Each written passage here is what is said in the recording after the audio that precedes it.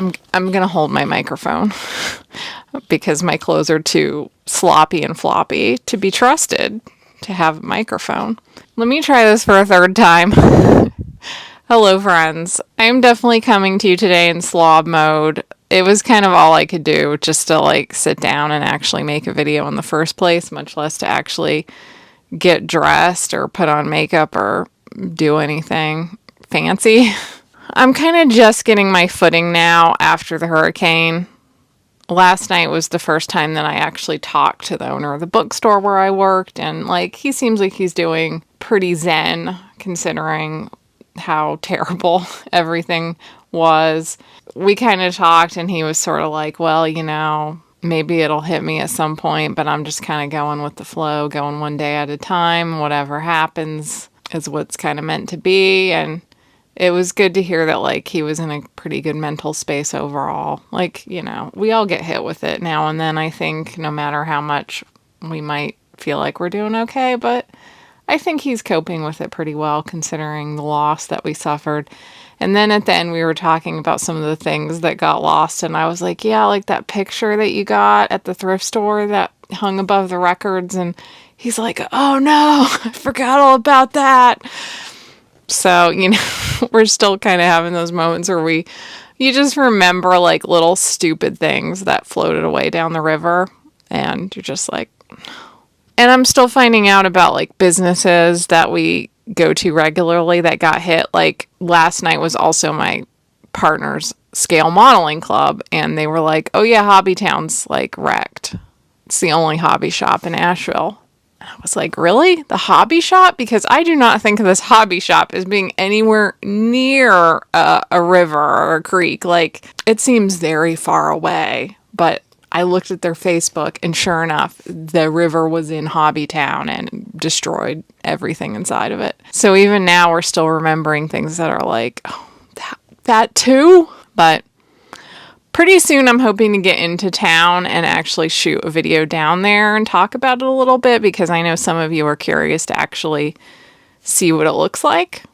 But I've stayed away, and the main reason is that people are just working down there. There's still some toxic dust in the air. There's a lot of like heavy equipment. It's just not really very safe or a good idea on multiple levels to be down there if you don't have to be. So I've just stayed away.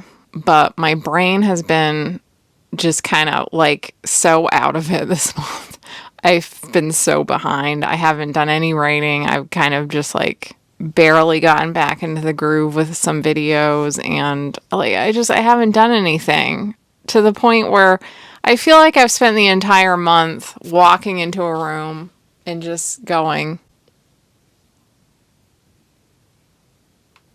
like literally like the entire month has been that. But I've been decluttering. Like, that's a good thing to do when your brain already feels like overwhelmed. Just start decluttering. So that's what we've been working on. And then we found out that none of the thrift stores are accepting donations, because the city has gotten such an overwhelming amount of donations from lovely, well-meaning people, but there's too many. Like when I was at the bar last night with my boss, the bar was full of like donations, and they were like, take them. So yeah, everybody has like free food and free clothes, to the point where the thrift stores are like, no, don't give us anything. We don't want your haul of clothes that you don't know what to do with. So if you want to help out Western North Carolina, do not send us a truckload of clothes or diapers or huge bags of pet food or anything like that. I think we're good. I think we're good on that for now. But there is a GoFundMe now for the bookstore. I will link it in the description. When I talked to Jamie last night, seeing that he was in good spirits, the building is cleaned out, he definitely is feeling now like if he can rebuild, he wants to rebuild. In fact, I just handed him off like some boxes of books that I decluttered. So if you want to help the rebuilding efforts, I will link the GoFundMe. We're still kind of waiting to hear about the building, but fingers crossed that he'll be able to reopen either in our old space or maybe in a different space. But what I want to talk about today, before October is over, even though it doesn't feel very holiday-ish in Western North Carolina, but the leaves are changing and it's very pretty. I want to talk about some of my favorite books that are like cozy spooky or cute goth, or I've heard some people suggest Burton core. I don't know what we want to call it, but it's one of my favorite genres that doesn't really exist. For some reason, cozy, spooky, and cute goth type books seem to only really exist in middle grade, and even then they don't have a name. So I'm always hunting for books in this elusive category.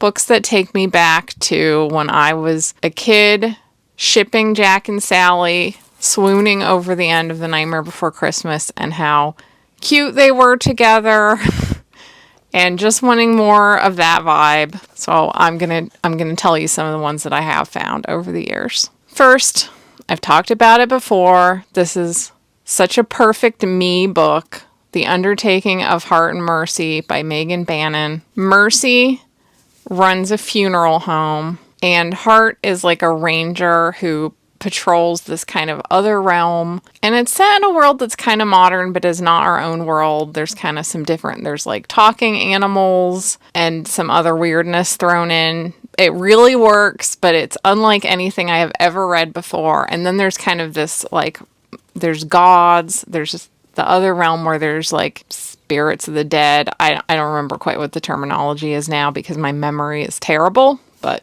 Hart patrols this other realm. And there's all this stuff with the funeral home, funeral rituals, etc. I just love the world building in this, and their relationship is very cute.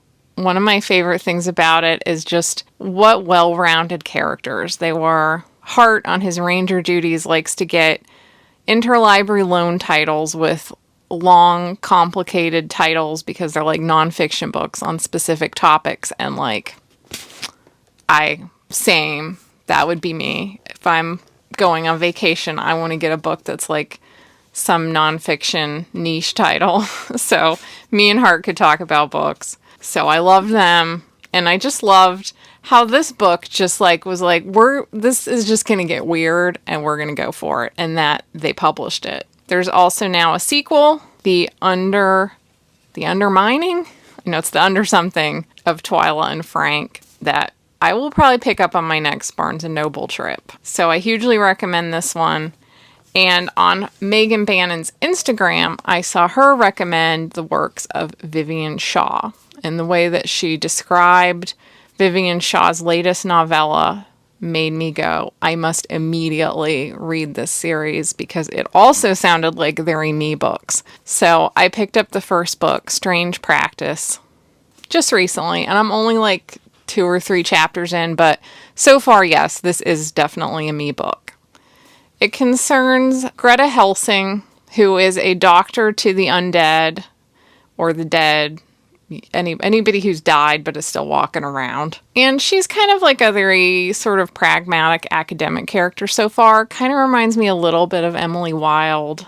From what I gather so far, there's various like vampires and demons and like characters from fiction throughout history that are dead or undead. And in this story, they're all real, and their real lives are rather different than their fictionalized accounts. And she knows them and helps them with their unusual ailments. And the tone of it is very humorous, kind of a British sort of humor, kind of like a Dorothy Sayers sort of vibe. And the characters seem very like cute and likable. It doesn't, even though I'm not very far into it, from what I gather from reviews and what I've read so far, the tone of this is going to be like witty and fun and delightful, not like dark and stressful and heavy. Even though it might be a little gory at times based on what I've read so far. So if you're like extremely squeamish, you might want to pass. But other than that, I am enjoying this so much. I can tell this is going to be a book that I'm going to read slowly just so that I don't run out of it too quickly, because I want to savor my time with the characters, which is my favorite kind of book. The books that I read the fastest are usually not the books that I read again, because that usually means that the plot superseded the characters. And the kind of book that I really love is one where the characters are so enjoyable that I want to draw out the read so that I don't have to stop spending time with them.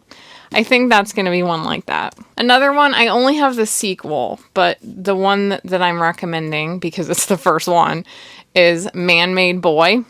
And this is my favorite series that is like a Frankenstein retelling. It's a young adult book, and it's been like 10 years since I've read it. So my review is like going to be more vague than anything else. What I remember from this is that it's about the son of Frankenstein's monster.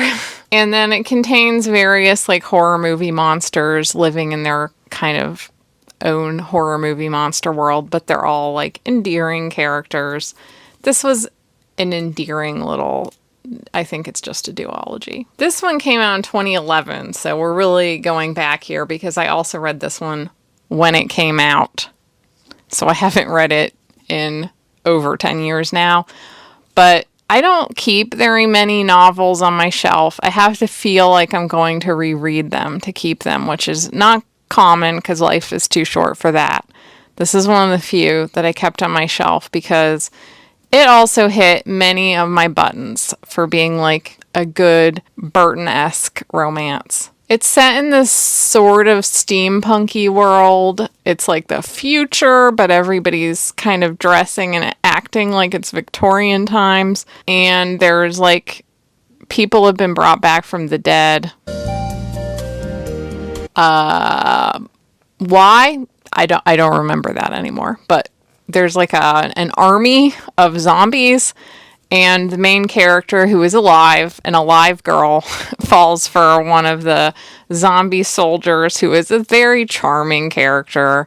I think one reason that I end up liking the incredibly rare instances that we get more of like a zombie guy is because like vampires are always so dark and depressed and so like angsty and brooding, and I do like that. I do like vampires sometimes, but in the instances where we've gotten like a zombie guy instead, I mean, you don't necessarily think zombies are associated with hotness, but they usually seem like they're a little more chill than vampires, a little more easygoing.